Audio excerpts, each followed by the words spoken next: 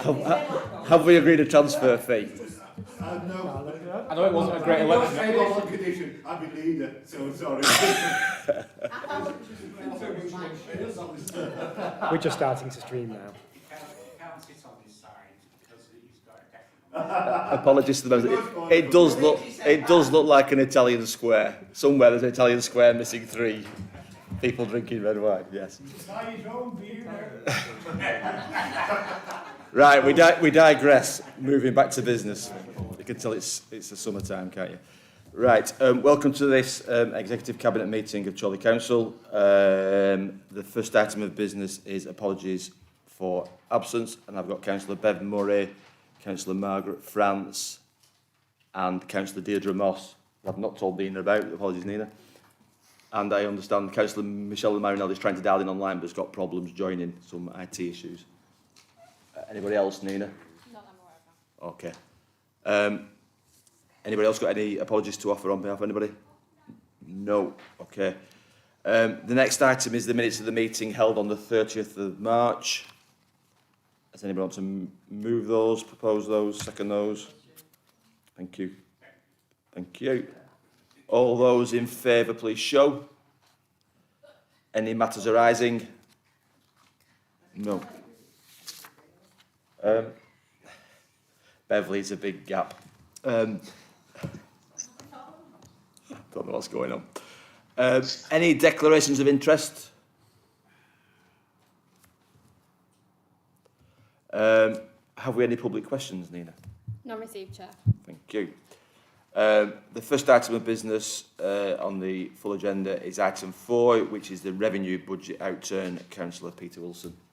Thank you, Chair. The report outlines the position which has changed since previous reports, which up till following the budget, we anticipated there may be an overspend this year, but that was mainly because of the cost pressures brought about by the increase in staff wages. But that has ended up actually being an underspend. So as it says there in paragraph 8, that the underspend would have been more, was it not for that almost 600,000 increase in costs.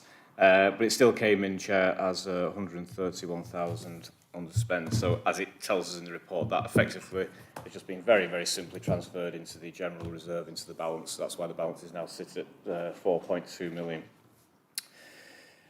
Where the breakdown of the variations within departments comes, it shows us there on page 11. So, no, it doesn't at all. That's a complete lie.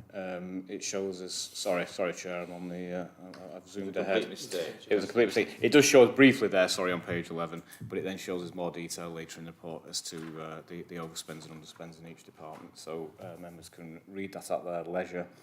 In terms of the money that we've had from the UK Shared Prosperity Fund, that's detailed in paragraph 14. Not just obviously that money is here for this year, but it's here for future years. But as it says in the report there, that money is very much directed at community grant funds, business grants, and also the provision of management capacity, which are things that obviously as this council have done a lot of and funded from our various earmark reserve pots and so on. So obviously that money can be channeled into supporting existing schemes, or even in some cases extending those, and we did outline those in the budget back in February as to where that money would go, and it does again do so in terms of headings in this report at the bottom of page 12. So going again, as I said just before, the overspends and underspends of each area are then detailed in the report, and then finally we come down to, as I said, to the general reserve, which sits at just over 4.2 million, maintaining that commitment of at least £4 million to cover for the rainy day, as it were. But then also we've got the earmark reserves, which are outlined below that, which are just now shy of £8 million. You can see that's come down from 11.8, and the biggest chunk of that has come out with the release of monies for business relief. It was dedicated for that purpose following COVID to support businesses, and that again is all gone from us. So that's another good thing, Chair. On that report, like I say, basically there are more details there contained in terms of the that directorate spend, but I will conclude there for questions and comments. Okay, thank you, Peter. Any questions?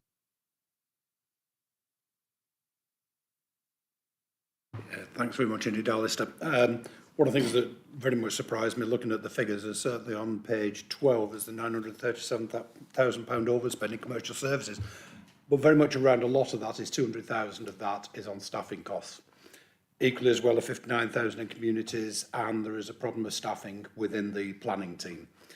Could you just update us on how things are progressing to fill those vacancies? And if we don't fill those vacancies, what's the impact? Yeah, no problem. As that is either Alice's department as an exec member or Chris as the chief exec, I'm going to do the classic side step on that He one. didn't mention it, now you brought it up. I was going to say, Alan, you very should have heard me in private last week, but I'm glad you stepped in, Alan.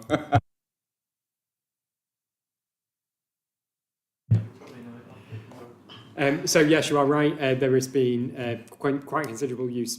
Bear in mind that some of the staffing overspend across all of the departments is linked to the above anticipated pay increase. So that probably is the core bit. But within many of our professional services, particularly within commercial services, we've had significant use of agency staff over the last year and possibly a bit longer.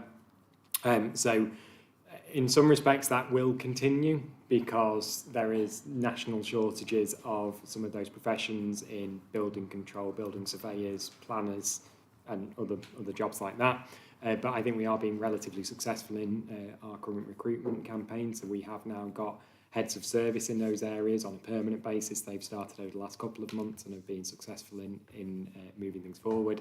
We have recently also completed a number of recruitment campaigns to fill some of those vacant posts. So, for example, an estate surveyor post has been filled.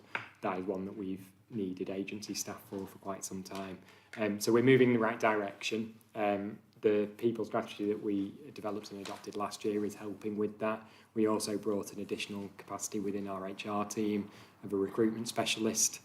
So rather than using agencies, actually having our own in-house capability to do search for talent. And again, that's having an impact. So I think you will see those numbers come down. But like I said, there is a national shortage. And so what you find is actually there is still quite a bit of movement, both between local authorities, but in those professions, between local authorities and the private sector, who can obviously outmaneuver us in terms of pay by quite some considerable margin. Yeah, thanks very much, Chris. Just in part then, one of the things I said, what is the likely impact on some of these vacancies? I'm thinking particularly on the local plan, where there were 3 vacancies. But importantly, from the people strategy, one of the things that was mentioned many, many moons ago was about manpower planning. And whether within that manpower planning we look to do services differently, because there's a shortage now, there'll probably be a shortage in 12 months and a shortage in 5 years. I mean, you're right. I mean, well, there's 2 answers. I suppose there's a couple of answers to that question, isn't it? In terms of what's the immediate impact. The immediate impact is we continue to pay more because, as Chris said, we continue with agency staff or other ways of filling. I think in terms of the plan and in particular the planning department, we are in the middle of actually recruiting people there because that's mentioned in the performance report, which we'll come to later. So again, we might have an update as in something in the last couple of weeks, but my understanding is this was drafted as we were on with those, filling those posts. So I suppose in terms of the planning, I'd say I'm a little bit more confident because I think we're getting to a point where we've got some people in to give us that capacity. In terms of the economic development side, I still think, well, we have recruited some, we're short, as Chris has said, but generally where you are at, Alan, I think we discussed this at Shared Services as well, in terms of the principle of the structures of the organisation, but more importantly, it's all right having a structure, but if you haven't got the people to fill, then that's a bit more challenging. Now, I think to an extent, and Chris will tell more on this, but I think to an extent we are actually, one of the advantages of being in Shared Services, we're actually getting some better quality people, but it's not going to be immediate or quick either because, again, there's more change to come. But, again, Chris might have more to add. Just on the planning issue, which came from the local plan working group, which Councillor Morwood chairs last week, and they were briefed on that, is basically it'll be arranged to just, we're not filling all the 3 posts. We've had some of the posts. We will backfill that with agency, which will cost more, and I think all 3 councillors have accepted. We've got the JAC meeting next week, I think, but have in the past accepted that will cost more. But we don't want that to slow down the process. So the problem we're getting a little bit, and this was mentioned last week, is the fact that there aren't that many consultants out there, and whether you've used consultants to do that bit of it, you can't then use them for that bit, and they're working on various local plans or working for others, and there gets to be conflicts and all that. So it's we're trying to sort of clump some of that work together into baskets and lots and stuff, so we can keep that moving on. It's a challenge. It's a challenge across, and I was at Lancashire Leaders today, and one of the discussions this morning was about, you know, shared opportunity for staff. But that comes back to, you know, when then you've got a problem between councils or between county council and the borough, which does happen. If you're sharing solicitors or you're sharing specialists, who do they work to? It's not an easy thing to square. So we're trying to do lots of different things. I don't know if Chris wants to add to that. Yeah, so we are. I think that answers your question, Alan. In that we will try and recruit, but if it's not working, we will look at different options, and that's what we've been doing in the local plan already, and what we're now developing as further ideas. We have also brought in a significant number of graduates in some of those areas, because that's the real long-term planning. Is we will grow our own, but we are growing our own in a mindful way, knowing that actually we will also lose some of those people over time. So we will keep a cycle going, and we have successful graduates now in our planning team, in property, in transformation partnerships and other places. So we've got them dotted around the organisation, but where we've got real problems in recruitment that causes us issues in service delivery, we will look at those options, which, going back right to the beginning, will sometimes include agency or interim people if that's what's needed. I suspect will make it difficult to fix budgets wholly. Hopefully across the whole piece we're okay, and I think there are underspends and overspends in this report, but it's very hard to predict where we are going to be in a year given the inflationary times we're in, and what's the real cost of labour, or our, you know, because there are settlements going on there at the moment assuming certain things, and that may or may not come to fruition in my view, and that's again a discussion I was reading today in the Municipal Journal for everybody to consider. And it's causing a lot of councils a lot of pain, as you're aware.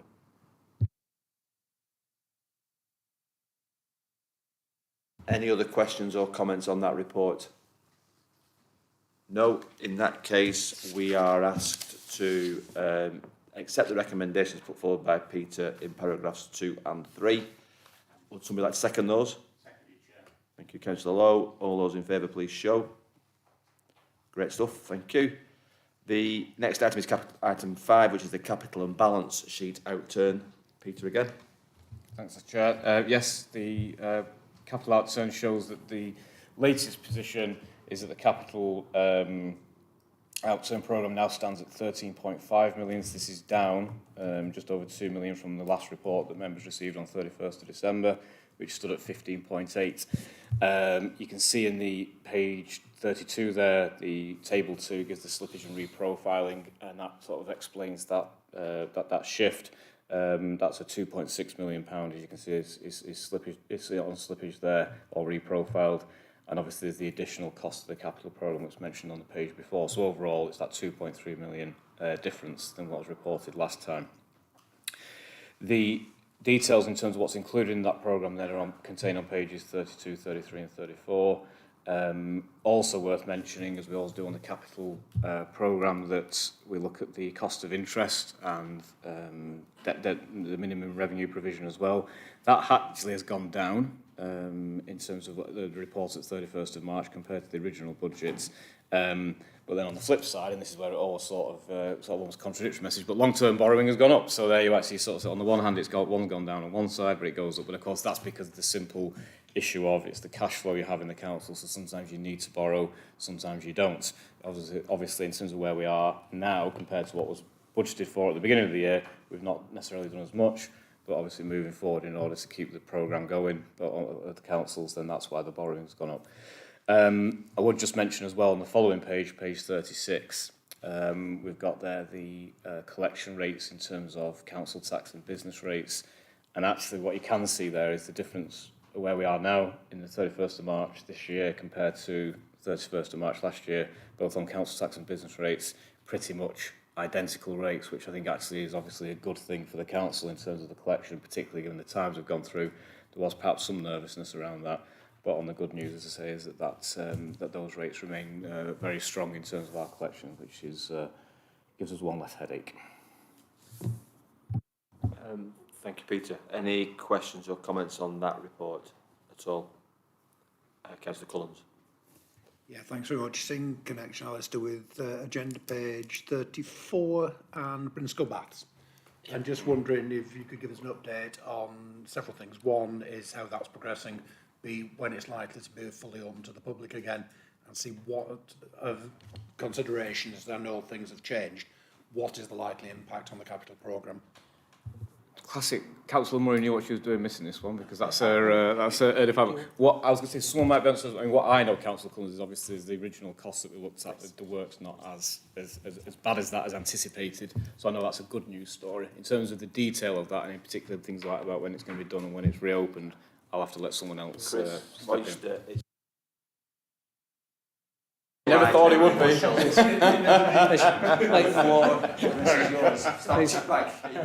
An expert is a stretch. Right, yeah, we're currently in the process. Yeah, Councillor Wilson is absolutely right. The works needed aren't as significant as we initially thought. So we've had a further assessment done of the structure of the pool, and it's more resilient than previously had been surveyed. So we're currently looking at the budget we've got. And we're putting together a proposal that will be presented for consideration to not only do some structural improvement works which are necessary, but also improve the overall look and feel of the facility as well, and put the money to use, because it needs freshening up, shall we say. We don't want to spend the full amount of the budget, but certainly the things that will make it a better user experience. That work's been commissioned, so we're expecting to receive the plan back with the proposed spec. Then it'll go out for tender and the works will be done later in the year. So. We must be becoming known for Heritage Baths, because I was contacted today, as was Councillor France and Councillor Murray, regarding Great Harwood Mercer Hall pool. They're fighting to save that pool, and they think Brinskull is a good example. So, and they want to know more about it. So we'll be becoming specialists in pool restoration or whatever it is. We'll have to send Chris Moister out as the yes, expert. consultant. So yes, so yeah, about actually investing in Victorian baths or whatever age it is. Okay, any other questions on the capital and balance sheet report? Anybody's got? No? In that case, then, we are asked to approve the recommendations detailed in paragraphs 2, 3 and 4 as proposed by Councillor Wilson. Councillor Morwood, seconding that. All those in favour, please show. Good, thank you. And the Peter Wilson Show concludes tonight with the Q4 performance report, which he will introduce. Thank you, Chair. Yes, so as the report outlines, we are in a Q4 report, but we are reporting on the new projects, but the old measures. So that makes as much sense as it sounds. But by the next one, it will, of course, all be aligned, and that'll make life a lot easier. But on the actual projects, as you can imagine, because we are only in the first period of those new projects, effectively, that most of them are rated green because they're on time. 2 have been completed, but that was the sign-off of Strawberry Meadows and the sign-off of Tatton. The one there that is outstanding, Councillor Cummins mentioned, of course, which is the delivery of the local plan, and that's rated as amber. And the reason it's rated as amber is that specific reason of the staffing and so on, and the ability to deliver that on time. As I say, recruitment, as it mentions there, is ongoing, but it also involves the use of a mixture of staff in terms of your own permanent staff as well as those that you bring in. So that's obviously very important to the council. That's something we're obviously all pushing on to make sure it stays on track as much as possible, for the obvious reason we need the plan in place. Other than that, as I say, on the key projects, everything is on track or rated as green. In terms of the measures and the indicators, a number there that I'll go through each one. I don't want to group together, but I'll probably only group them together in the sense of they are all indicators where we try and influence, but haven't got direct control. I think is the nicest way of putting it. So the number of volunteers, this is something we've discussed a number of times now. We do have some actions there in terms of the projects that we want to deliver in relation to improving and increasing volunteer participation. But obviously post-pandemic that has been a challenge and will continue to be so. In terms of the others, perhaps they can be looked at in terms of the economic development work that we're doing.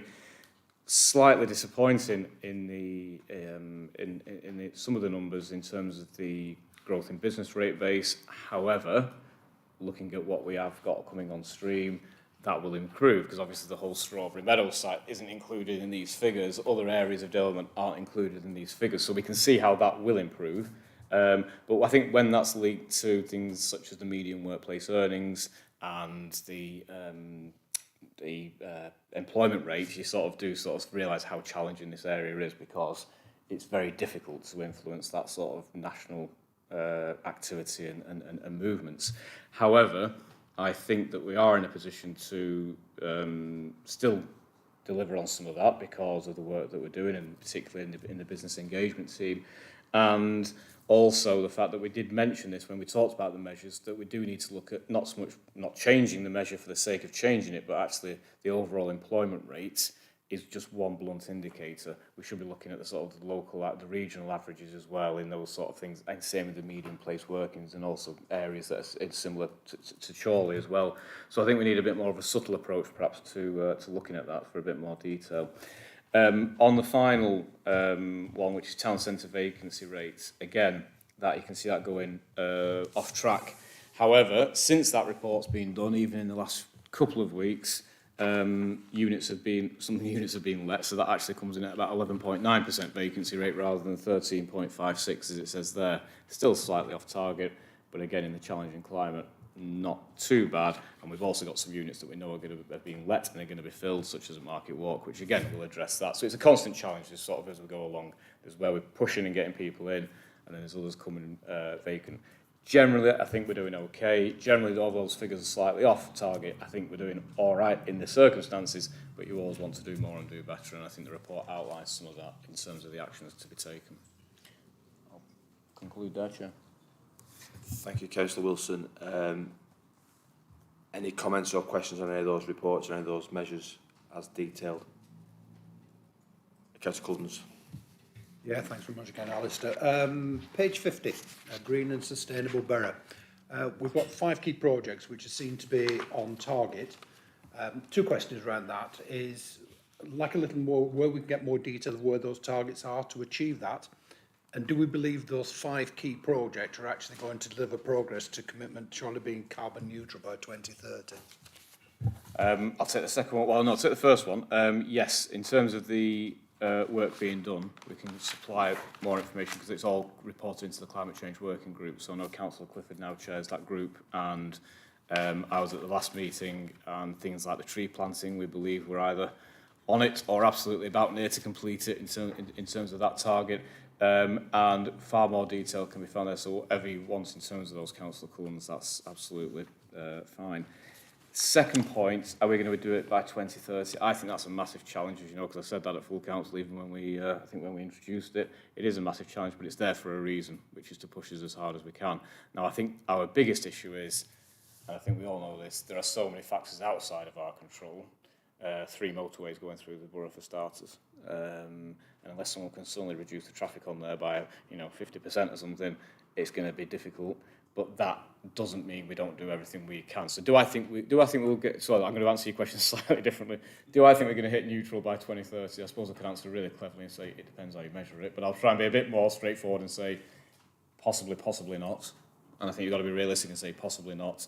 Will we do everything we've targeted to do in those measures? Yes, I'm sure we will. And then that's all. And then all we can do is say we've done everything we can. So I'd like it to be ambitious. I would rather do that than the other way. Will we do it or not? Well, time will tell. But I think there are so many external factors that could make it very challenging. Yes. Sorry. I was thank you, Chair. I was waiting for Councillor Clifford to come back, and he didn't. So well, carry on with yourself. Carry on, please. Yeah, I'm just on that note, Councillor Wilson. You say ambitious target. I would venture to say unachievable target. That being the case, what mitigation we put in place to actually do the offset on that? Where are we going to get the carbon offset to achieve that? That is something we're going to have to consider that, aren't we? You're absolutely right. Is that doable? And that's the point. And it's to what extent you do that, isn't it, as well? And I think that's the point. I think the problem is I don't want to not be a hostage of fortune here, but you could answer that now and say, well, we could do X, Y, and Z, but then we might not need to. It'll depend. And you're only going to know as you go along. So, in 2025, we'll have far more data and information than we do sat here today. In 2027, we'll have far more data and information and so on. So it's a balance, isn't it, between planning in terms of if we can't achieve it, how do we do it, say, via offset, or what can we achieve ourselves. It's also going to be largely dictated to, of course, by what comes also out of central government and whether there is, changes there as well. So I think the answer is everything has to be on the table to consider that. And I really, without preempting Mark's work or something like that, I can't give you a more. I'd love to, but I can't give you a more detailed answer at this stage on that, I'm afraid. But it will have to be considered and in the mix. Yeah. I think the point is, for me, is we aren't going and saying it's 2050. Yeah. What we're saying is the target is 2030 at this point in time. Yeah. If that has to go to 2031, 2032, 2033, that's better than trying to hit a 2050 target. Yeah. That is our aspiration. But we, like Peter says, we have to push ourselves to do it. So there's a lot of things to do. But Councillor Sutherland and Councillor Collins, does one want to give way to the other? Who's going first? Yeah, just on that point, it says Chorley County.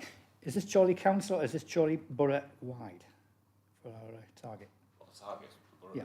The target's the borough. It's Borough, so it's the entire If borough. it was the other, I'd be confident of doing it. If it was just us, I could say we're going to do it. Maybe we'll change the words one day and see who notices. But no, seriously, it's the borough. It's the borough.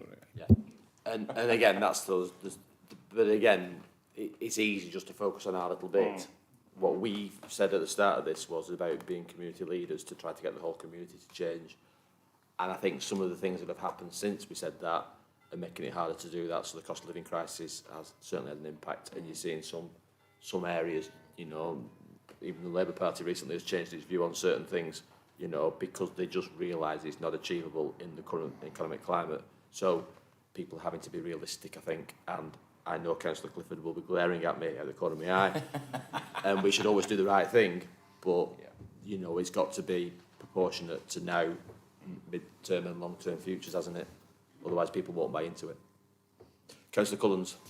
Yeah, thanks very much again, Alistair. Just a quick question with regards to the town centre vacancy rate.